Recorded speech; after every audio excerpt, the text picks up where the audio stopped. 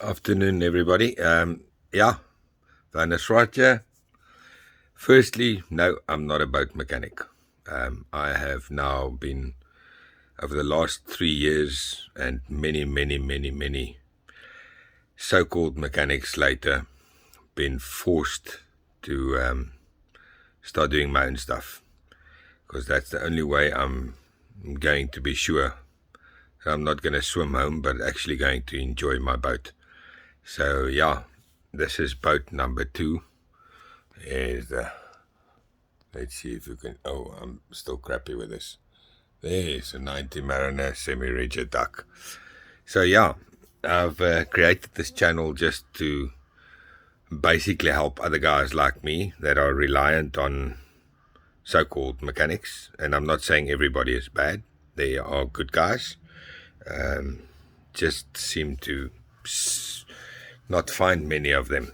And if they are, then they are far away.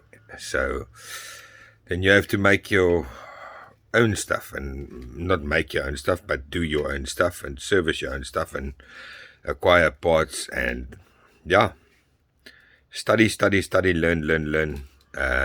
And there's no better school than knowing what's going on your boat and your outboard and your electronics and your control boxes and your hull and your buoyancies and all your equipment basically.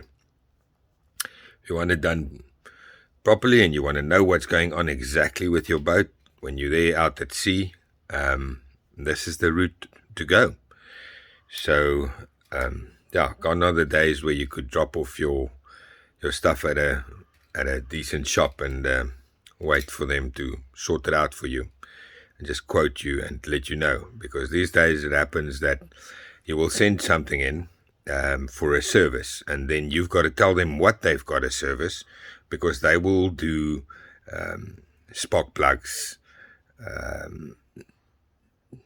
check the idling, check that the fuel pump is clean, that the fuel filters are clean, that type of stuff. But they just kind of like leave the rest out. Needless to say, I've as you guys will see on the channel, I've done a lot of stuff on my own. Had to learn the hard way. I'm by no means an expert in any of this, but so far I feel confident that everything has been going well, and I've learned a hell of a load about my boat. Previous boat was complete rebuild, construction of new ribs, stringers, floor, transom, 2 times transom, different types of buoyancy and reasons for it, and what is the better product, and moving away from the old wooden marine ply type stuff, moving to PVC foam board, Nidacore, that type of stuff, making the boat lighter, making it more, increasing its lifespan is basically what it is. At this stage we are here busy with the gearbox. And you'll see on my channel what I've done prior to that on the motor. This was actually a boat I bought that was supposed to be perfect, which sadly it was not. I redid, just as a recap quickly, I had to rip out all the wiring, redo all the wiring properly. The motor was running lean on idling. Found out it was not only the carburetors. After I stripped the carburetors completely, reconned them completely, replaced spark plugs, tested coil packs, tested CDI, which they say you can't test, but you can actually test it. Checked ignition coil, checked charging coil, rebuilt the throttle box completely, as the ignition switch was broken off as it came that way to me. The kill switch was not connected, the buzzer was not connected, so all that wiring inside that thing was also completely redone and sorted out. And then yeah, on the motor it ended up being replacing reed valves. Well, I only had to replace one set of reed valves, and I ended up replacing all 3 sets, making sure everything is perfect. All new gaskets on there, between the carburetor and the reed valve casings and the air intake manifold, all that stuff, cleaned up, neatened up, and took all the old crap off and redid it neat. And then this morning I was supposed to go fishing, and then something said to me, while you're here, just quickly, because it's normally a quick thing, drain the gearbox oil, quickly replace the gearbox oil. Then I opened it up, and you guys can go and check in my video what I found there. So needless to say, no fishing this weekend. I am back to being a mechanic instead of being a fisherman. So yeah, but I'm enjoying it. I'm learning, and I know from now on for somebody to pull the wool over my eyes will be extremely difficult.